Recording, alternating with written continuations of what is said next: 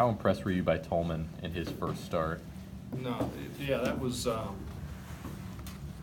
quality start from him. I mean, we were going to be mindful of his pitch count with the weekend coming up, but I thought he did exactly what we needed him to do, which was to get to 5. That was the plan going in. The most impressive piece for me with him was that he was pitching aggressively. Yeah. So, and changing speeds, and we've said you're going to push some people. I mean, that's a pretty good guy to run out there midweek.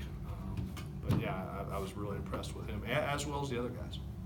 This is really just your second close game thus far in the season. Do you put more stock in how your pitchers perform in the late innings when it's tight like this down the stretch, as opposed to when it's a 10-run lead like over the Well, we weekend? talked about that the other day. I mean, it shouldn't, that's our big teaching point, that the score shouldn't matter. I mean, you're towing it up at 60 feet 6 inches. You want to make quality pitches.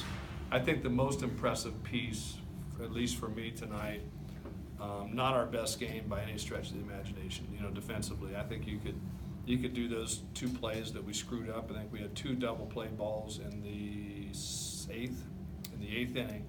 You could do those plays 100 times and we wouldn't mess them up again. But we did it back to back. The most impressive piece is you had some young guys out there in the mound in Brazil, and that he held together the composure and still made quality pitches. And while you don't want those mistakes to happen, from a coaching standpoint, it was about a perfect scenario to see some adversity and how would a guy respond. And I thought he responded beautifully.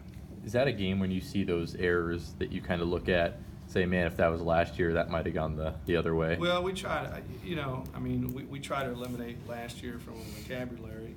But that's kind of what I was saying is, a lot of times, guys would collapse in that.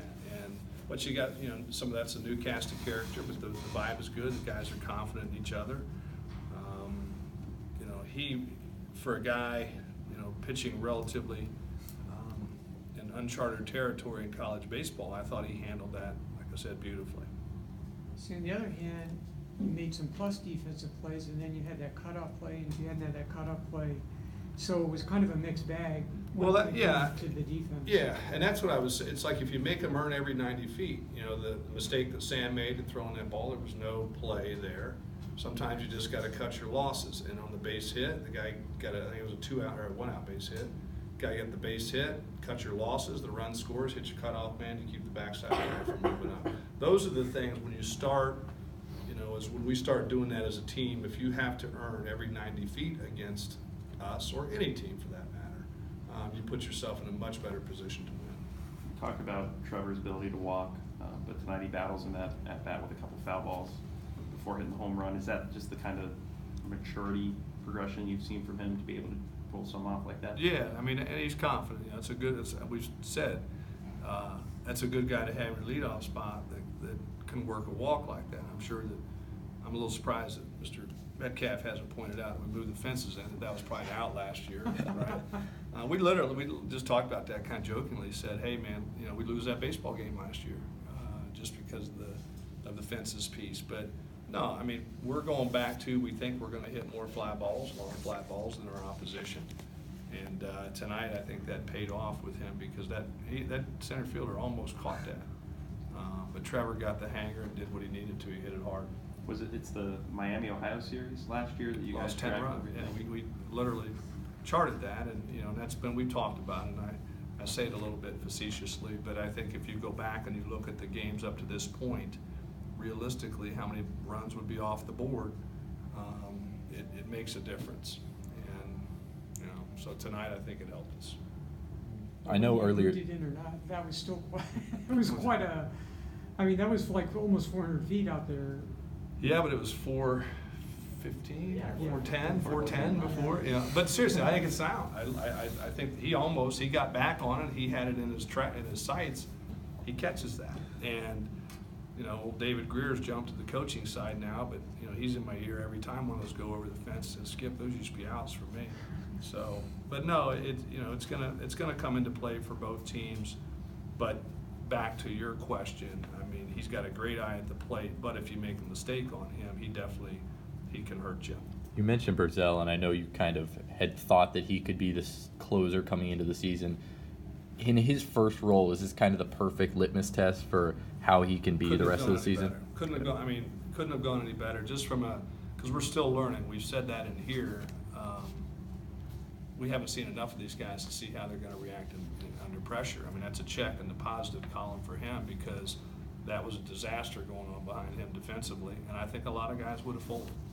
And, you know, he kept his composure and still made pitches and got us out of that with a win. Could have gone with more off-speed stuff with him, or was the fastball just? Well, I don't want to say this because he's still developing. I mean, there's some of that, and you get into scenarios where the game is on the line, and I don't care whether it's, I guess I'd say in any sport, you're going to go with your best. So, and particularly in baseball, when you're going pitches, I've seen many a game when people try to outthink themselves, and I would just say right now his secondary, we're working on it. And if that kid was going to lose, we weren't going to go home tonight going, you know what, why did we go to not his best? So he'll continue to develop that. There were probably some situations we kind of said that, it's like, but he's not quite there yet, but he's working hard to get there. So, but yeah, if you can go out and beat a team with your fastball, it's pretty good positive too. In terms of late inning high leverage guys, would you say that now that what you've seen from Tolman and after tonight what you've seen from Burzell, does that give you two potential closers in terms of whenever you need a guy in the late innings? Yeah, I mean, I think it gives you definitely some good options out of the pen, and then you kind of play the matchup stuff with that.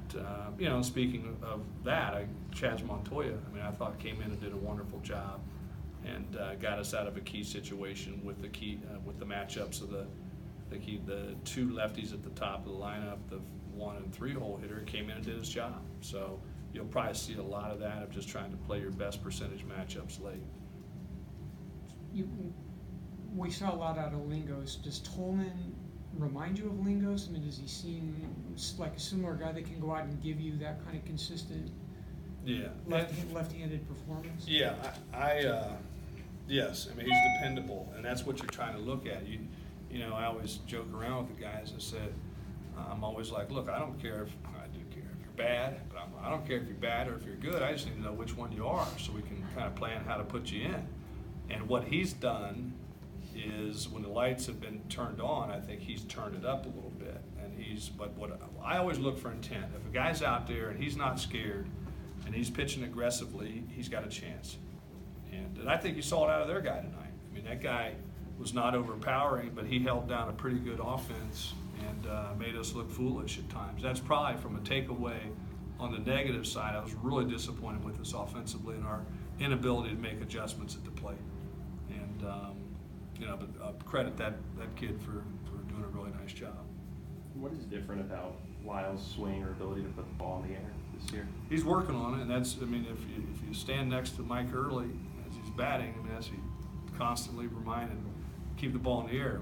Lyle was a ground ball, kind of a double play machine last year, but you can see if he's strong enough, it's just being patient to get the baseball in the air. But he's worked hard on it. That's a main focus of what he's trying to do in his practices offensively.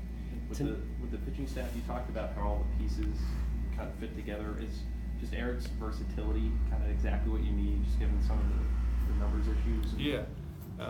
You know, and I think the Tuesday thing helps us a little bit, gives him an extra day of rest to come back on the weekend. But he's a great option right now for us out of the pen on the weekends. I'm not saying that's going to be his role the entire way. He may push and creep in.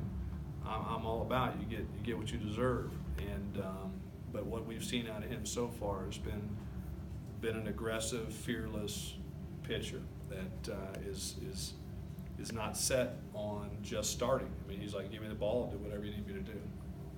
Neither Torkelson or Bishop got a base hit tonight, which is obviously rare at this point.